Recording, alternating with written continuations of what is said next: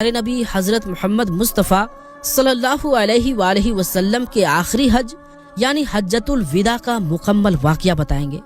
اس video میں ہم آپ کو بتائیں گے کہ حج کے سفر کی شروعات سے لے کر پورا حج مکمل ہونے تک کیا کیا ہوا اور کن کن منظروں کو دیکھا گیا۔ یہ ویڈیو بہت ہی اہم ہے، اس لیے آپ سے گزارش ہے کہ ویڈیو کو کہیں سے بھی اسکپ نہ کریں اور آخر تک پورا ضرور دیکھیں تاکہ ہر لمحہ آپ کی جانکاری اور ایمان میں اضافہ کرے۔ اور ہاں دوستوں، اگر آپ نے ابھی تک ہمارا چینل عالمی جنکشن سبسکرائب نہیں کیا ہے تو فوراً سبسکرائب کر لیں اور ساتھ میں بیل آئیکن کو بھی ضرور دبا دیں تاکہ ہر نئی ویڈیو آپ تک وقت پر پہنچتی رہے۔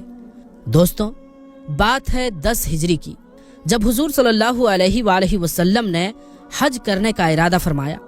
یہی وہ حج تھا جسے حجۃ الوداع کہا جاتا ہے، یعنی وداعی حج۔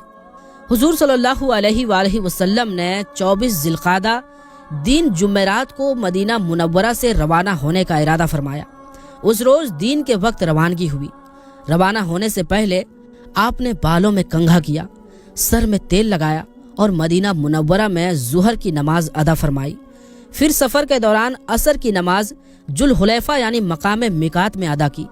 روایتوں میں آتا ہے کہ اس سفر میں آپ صلی اللہ علیہ وآلہ وسلم کی محترم اور پاک بیویاں جو امہات المومنین کہلاتی ہیں، وہ بھی اس سفر میں شریک تھیں، جن کی تعداد اس وقت 9 تھی۔ انہوں نے اونٹوں پر حوجوں یعنی پالکیوں میں سفر کیا۔ حضور صلی اللہ علیہ وآلہ وسلم خود اپنی اونٹنی قصبہ پر سوار تھے۔ جب آپ نے اس اونٹنی پر سفر شروع کیا تو آپ احرام کی حالت میں تھے۔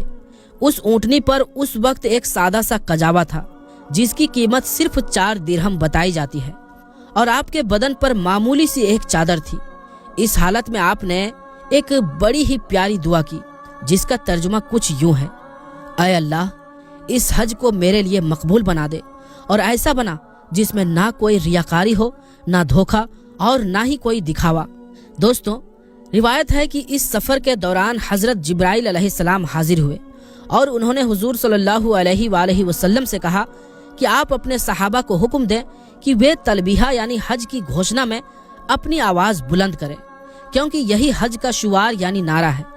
اس پر حضور صلی اللہ علیہ وآلہ وسلم نے اپنے صحابہ کو ایسا کرنے کا حکم دیا اور وہ سب بلند آواز سے تلبیہ کرنے لگے۔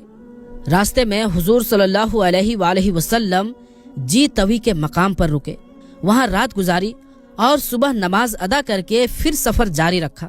وہ مکہ کے سامنے پہنچ کر وہیں ٹھہرے اور قیام کیا۔ پھر دن میں چاشت کے وقت مکہ معظمہ میں داخل ہوئے۔ کعبہ شریف میں داخل ہونے کے لیے حضور صلی اللہ علیہ وآلہ وسلم نے باب عبد مناف سے، جسے باب سلام بھی کہتے ہیں، اندر گئے۔ جب انہوں نے بیت اللہ دیکھا تو دل سے یہ دعا کی: اے اللہ، تو خود سلامت کرنے والا ہے اور تیری طرف سے سلامت آتی ہے ہمارے پروردگار، ہمیں سلامت رکھ اور اس مکان کی عزت اور شان میں بڑھوتری کر۔ اس کے بعد حضور صلی اللہ علیہ وآلہ وسلم نے بیت اللہ کے چاروں اور 7 چکر لگائے یعنی طواف کیا۔ طواف کی شروعات انہوں نے حجر اسود سے کی، پہلے اس کے پاس جا کر اسے چھوا۔ روایت میں آتا ہے کہ اس وقت حضور صلی اللہ علیہ وآلہ وسلم کی آنکھوں میں آنسو آ گئے۔ پہلے 3 چکر رمل کے ساتھ لگائے یعنی تیز رفتار سے سینہ تان کر، اور باقی 4 چکر آرام سے دھیرے دھیرے لگائے۔ طواف پورا کرنے کے بعد انہوں نے حجر اسود کو چوما، دونوں ہاتھ اس پر رکھے اور اسے اپنے مبارک چہرے کی اور مڑھا۔ طواف مکمل ہونے کے بعد حضور صلی اللہ علیہ وآلہ وسلم مقام ابراہیم کے پاس تشریف لے گئے اور وہاں 2 رکعت نماز ادا فرمائی۔ اس کے بعد آب زمزم سے پانی پیا، پھر صفا پہاڑی کی جانب روانہ ہوئے۔ روایتوں میں آتا ہے کہ جب آپ صفا کی طرف بڑھ رہے تھے اس وقت آپ صلی اللہ علیہ وآلہ وسلم سورہ بقرہ کی یہ آیت پڑھ رہے تھے: بے شک صفا اور مروہ اللہ کے نشانوں میں سے ہیں۔ پھر حضور صلی اللہ علیہ وآلہ وسلم نے صفا اور مروہ کے درمیان 7 چکر لگائے۔ جیسا کہ آپ جانتے ہیں یہ 2 چھوٹی پہاڑیاں ہیں اور ان کے بیچ چکر لگانا صحیح کہلاتا ہے۔ پہلے 3 چکروں میں آپ تیز رفتار سے چلے اور باقی 4 میں آپ رفتار سے۔ جب آپ صفا پر چڑھتے اور کعبہ شریف کی طرف رخ کرتے تو اللہ کی بڑائی یوں بیان فرماتے: اللہ کے سوا کوئی معبود نہیں، وہی اکیلا ہے، اللہ سب سے بڑا ہے، اس نے اپنا وعدہ پورا کیا، اپنے بندوں کی مدد کی اور اکیلے ہی دشمنوں کی فوجوں کو شکست دی۔ مروہ پر پہنچ کر بھی آپ نے اللہ کی حمد و ثنا بیان کی۔ سعی مکمل ہونے کے بعد حضور صلی اللہ علیہ وآلہ وسلم نے ان لوگوں کو احرام کھولنے کا حکم دیا جن کے پاس قربانی کا جانور نہیں تھا، اور جن کے پاس جانور تھے انہیں احرام میں ہی رہنے کا حکم دیا۔ روایتوں میں آتا ہے کہ 8 ذی الحجہ کو حضور صلی اللہ علیہ وآلہ وسلم مینا کے لیے روانہ ہوئے۔ روانہ ہونے سے پہلے جن لوگوں نے عمرہ کر کے احرام کھول دیا تھا انہوں نے دوبارہ احرام باندھ لیا۔ مینا پہنچ کر حضور صلی اللہ علیہ وآلہ وسلم نے ظہر، عصر، مغرب اور عشاء کی نمازیں وہیں ادا کی اور اسی رات مینا میں آرام فرمایا۔ وہ رات جمعہ کی رات تھی۔ اگلی صبح کی فجر کی نماز بھی وہیں پڑھی۔ پھر سورج نکلنے کے بعد حضور صلی اللہ علیہ وآلہ وسلم عرفات کی طرف روانہ ہوئے۔ آپ صلی اللہ علیہ وآلہ وسلم نے حکم دیا کہ میرے لیے اونٹ کے بالوں سے بنا ایک تمبو یعنی کوبہ تیار کیا جائے۔ میدان عرفات میں آپ اس کوبے میں تشریف فرما رہے یہاں تک کہ زوال یعنی دوپہر کا وقت ہو گیا۔ پھر آپ نے اپنی اونٹنی قصبہ کو لانے کا حکم دیا۔ جب قصبہ حاضر کی گئی تو آپ اس پر سوار ہو کر وادی عرفات میں داخل ہوئے اور اونٹنی پر ہی بیٹھ کر مسلمانوں کو ایک ایتہاسک خطبہ دیا۔ حضور صلی اللہ علیہ وآلہ وسلم نے فرمایا، لوگوں میری بات غور سے سنو۔ مجھے نہیں معلوم کہ اس سال کے بعد میں اس مقام پر تم سے ملاقات کر سکوں گا یا نہیں۔ تمہاری جانیں، تمہارا مال ایک دوسرے پر ویسے ہی حرام یعنی محفوظ ہے جیسے اس مبارک دن اور اس مبارک مہینے کی حرمت ہے۔ یاد رکھو، تم سب کو ایک دن اپنے رب سے ملنا ہے اور وہ تمہارے ہر عمل کا حساب لے گا۔ میں نے اللہ کا پیغام تم تک پہنچا دیا ہے۔ جس کے پاس کسی کی امانت ہو وہ اسے اس کے مالک تک پہنچا دو۔ ہر قسم کا سود آج سے ہمیشہ کے لیے منع کر دیا گیا ہے۔ البتہ تمہارا اصل مال تمہارے لیے حلال رہے گا۔ نہ تم کسی پر زیادتی کرو اور نہ ہی کوئی تمہارے پر زیادتی کرے۔ سب سے پہلا سود جو میں ختم کرتا ہوں وہ عباس بن عبد المطلب کا ہے۔ وہ اب معاف کیا گیا۔ اسلام سے پہلے زمانہ جاہلیت میں جو قتل ہوئے تھے ان کے بدلے میں اب کوئی انتقام نہیں لیا جائے گا۔ سب سے پہلے جو قتل میں معاف کرتا ہوں وہ ربیہ بن حارث کے بیٹے کا ہے۔ اسے بنو لیث کے ایک شخص نے مار ڈالا تھا۔ یہ پہلا قتل ہے جسے میں معاف کر رہا ہوں۔ لوگوں سن لو، شیطان اب اس بات سے مایوس ہو چکا ہے۔ اب اس سرزمین میں کبھی شیطان کی عبادت نہیں کی جائے گی، مگر اگر تم نے شیطان کی بات مانی یعنی اس کی اطاعت کی تو وہ ان گناہوں سے راضی ہو جائے گا جنہیں تم معمولی سمجھتے ہو۔ اس لیے دین کے معاملے میں شیطان سے ہمیشہ ہوشیار رہو اور اس سے بچتے رہو۔ لوگوں سنو، تمہارا اپنی عورت پر حق ہے اور عورت کا بھی تم پر حق ہے۔ عورتوں کے ساتھ اچھا برتاؤ کرتے رہو کیونکہ وہ تمہارے پاس ایسے ہیں جیسے قیدی ہوتے ہیں۔ تم نے انہیں اللہ کی امانت کے طور پر اپنے نکاح میں لیا ہے اور اللہ کے نام پر انہیں حلال کیا ہے۔ لوگوں میری بات دھیان سے سمجھو، میں نے تم تک اللہ کے سارے حکم پہنچا دیے ہیں۔ میں تمہارے بیچ وہ چیز چھوڑے جا رہا ہوں جسے اگر تم مضبوطی سے تھامے رکھو گے تو کبھی گمراہ نہیں ہوگے، اور وہ ہے کتاب اللہ یعنی اللہ کی کتاب اور سنت رسول صلی اللہ علیہ وآلہ وسلم۔ لوگوں دھیان سے سنو، ہر مسلمان دوسرے مسلمان کا بھائی ہے اور تمام مسلمان آپس میں بھائی بھائی ہے۔ اس لیے کسی کے لیے یہ جائز نہیں کہ وہ اپنے بھائی کا مال اس کی اجازت کے بغیر لے۔ ہاں اگر وہ دل کی خوشی سے کچھ دے تو وہ اور بات ہے، بس کسی بھی حالت میں ایک دوسرے پر ظلم مت کرنا۔ پھر حضور صلی اللہ علیہ وآلہ وسلم نے فرمایا، لوگوں بتاؤ کیا میں نے تبلیغ کا حق ادا کر دیا؟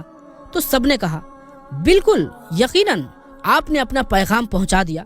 اس پر آپ صلی اللہ علیہ وآلہ وسلم نے آسمان کی طرف رخ کیا اور اپنی شہادت کی انگلی اٹھا کر 3 بار فرمایا، اللہم اشہد، اللہم اشہد، اللہم اشہد۔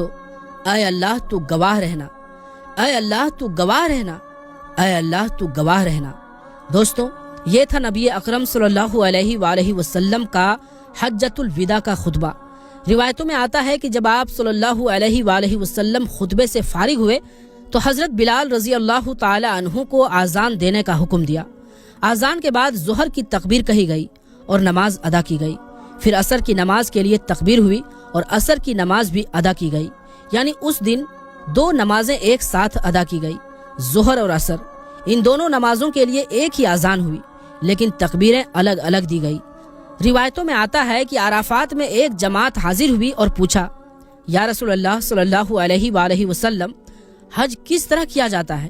تو آپ صلی اللہ علیہ وآلہ وسلم نے فرمایا، حج کا اصل نام وقوف عرفات ہے، جو عرفات میں ٹھہرا اس نے حج کر لیا۔ آپ نے یہ بھی فرمایا کہ پورا میدان عرفات وقوف کی جگہ ہے۔ پھر آپ صلی اللہ علیہ وآلہ وسلم مزدلفہ یعنی مشعر الحرام کے لیے روانہ ہوئے۔ اس سفر میں آپ نے حضرت اسامہ بن زید رضی اللہ تعالی عنہ کو اپنے پیچھے بٹھا لیا۔ آپ صلی اللہ علیہ وآلہ وسلم راستے میں لوگوں کو سکون اور اطمینان سے چلنے کی تاکید فرماتے رہے تاکہ کوئی تکلیف نہ ہو۔ جب آپ مزدلفہ پہنچے تو وہاں مغرب اور عشاء کی نمازیں ایک ساتھ ادا فرمائی۔ یہ دونوں نمازیں عشاء کے وقت میں ادا کی گئی۔ پھر آپ نے بچوں اور کمزوروں کے لیے حکم دیا، آدھی رات کے بعد مزدلفہ سے مینا کی طرف روانہ ہو جائیں تاکہ ہجوم سے پہلے جمرہ کو کنکڑیاں مار سکیں۔ جمرائے عقبہ یعنی بڑے شیطان پر کنکڑیاں مارنا۔ فجر کا وقت ہوا تو مزدلفہ میں ہی اندھیرے میں نماز ادا فرمائی۔ پھر سورج نکلنے سے پہلے آپ صلی اللہ علیہ وآلہ وسلم مینا کی طرف روانہ ہوئے۔ جب آپ جمرائے عقبہ یعنی بڑے شیطان کے پاس پہنچے تو 7 کنکڑیاں ماری۔ دوستو یاد رکھو، شیطانوں کو کنکڑیاں مارنے کے عمل کو رمی کہا جاتا ہے۔ یہ کنکڑیاں مزدلفہ سے چن کر لائی جاتی ہے۔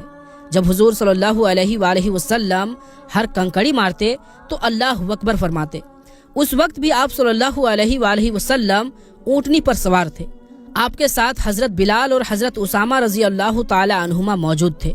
حضرت بلال رضی اللہ تعالی عنہ نے آپ کی اونٹنی کی لگام پکڑی ہوئی تھی، جبکہ حضرت اسامہ رضی اللہ تعالی عنہ آپ کے اوپر کپڑے سے سایہ کیے ہوئے تھے۔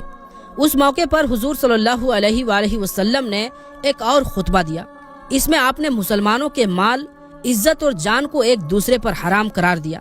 آپ نے ذی الحجہ کی 10ویں تاریخ کو حرمت کا دن بتایا اور فرمایا، اے لوگوں، تمہارا خون، تمہارا مال اور تمہاری عزت ایک دوسرے پر اسی طرح حرام ہے جیسے یہ دن تمہارے لیے محترم ہے، جیسے یہ شہر محترم ہے اور جیسے یہ مہینہ محترم ہے۔ آپ نے یہ الفاظ کئی بار دہرائے تاکہ بات دلوں میں اتر جائے۔ پھر آپ نے پوچھا، اے لوگوں، کیا میں نے تبلیغ کا حق ادا کر دیا؟ سبھی نے کہا، جی ہاں، آپ نے حق ادا کر دیا۔ اب جو موجود ہیں وہ غائب تک یہ بات پہنچا دے، میرے بعد کفر کی تاریکیوں میں واپس نہ لوٹنا کہ ایک دوسرے کی گردن مارنے لگو۔ پھر آپ نے مسلمانوں کو ہدایت دی، مجھ سے حج کے ارکان سیکھ لو، کیونکہ ہو سکتا ہے اس سال کے بعد مجھے حج کا موقع نہ ملے۔ اور دوستوں، واقعی ایسا ہی ہوا۔ اس حج کے صرف 3 مہینے بعد حضور صلی اللہ علیہ وآلہ وسلم اس دنیا سے پردہ فرما گئے۔ دوستوں، اس کے بعد حضور صلی اللہ علیہ وآلہ وسلم مینا میں قربانی کی جگہ تشریف لائے۔ آپ صلی اللہ علیہ وآلہ وسلم نے 63 اونٹ قربان فرمائے۔ یہ تمام جانور مدینہ منورہ سے لائے گئے تھے اور آپ صلی اللہ علیہ وآلہ وسلم نے اپنے مبارک ہاتھوں سے انہیں ذبح فرمایا، گویا اپنی عمر کے ہر سال کے بدلے ایک جانور قربان فرمایا۔ روایات میں آتا ہے کہ ان قربان کیے گئے اونٹوں میں سے کچھ گوشت پکایا گیا اور حضور صلی اللہ علیہ وآلہ وسلم نے تناول فرمایا۔ باقی اونٹوں کی ذبح کے لیے آپ صلی اللہ علیہ وآلہ وسلم نے حضرت علی رضی اللہ تعالی عنہ کو حکم دیا۔ کل 100 اونٹ تھے۔ اس طرح باقی کے 37 اونٹ حضرت علی رضی اللہ تعالی عنہ نے ذبح کیے۔ حضور صلی اللہ علیہ وآلہ وسلم نے ان تمام جانوروں کا گوشت اور دوسری چیزیں لوگوں میں تقسیم کرنے کا حکم فرمایا۔ یاد رہے، مینا کا سارا علاقہ قربانی کے لیے مقرر ہے۔ اس کے کسی بھی حصے میں قربانی کی جا سکتی ہے۔ قربانی سے فارغ ہونے کے بعد حضور صلی اللہ علیہ وآلہ وسلم نے سر منڈوایا۔ آپ کے سر مبارک کے بال صحابہ اکرام میں تقسیم کیے گئے۔ اس وقت آپ صلی اللہ علیہ وآلہ وسلم نے یہ دعا فرمائی، اے اللہ، سر مڑوانے والوں کی مغفرت فرما۔ روایت میں آتا ہے کہ سر مڑوانے کے بعد حضرت عائشہ صدیقہ رضی اللہ تعالی عنہا نے آپ صلی اللہ علیہ وآلہ وسلم کو خوشبو لگائی۔ اس کے بعد حضور صلی اللہ علیہ وآلہ وسلم مکہ کی جانب سواری پر روانہ ہوئے۔ مکہ پہنچ کر آپ صلی اللہ علیہ وآلہ وسلم نے سب سے پہلے طواف کیا، جسے طواف افاضہ کہتے ہیں۔ یہ طواف حج کا فرض حصہ ہے، اس کے بغیر حج مکمل نہیں ہوتا۔ پھر آپ نے زمزم کے کنویں سے پانی پیا اور کچھ پانی اپنے سر مبارک پر چھڑکا۔ اس کے بعد مینا واپس تشریف لے گئے اور وہیں ظہر کی نماز ادا کی۔ روایات میں آتا ہے کہ آپ صلی اللہ علیہ وآلہ وسلم مینا میں 3 دن ٹھہرے۔ 3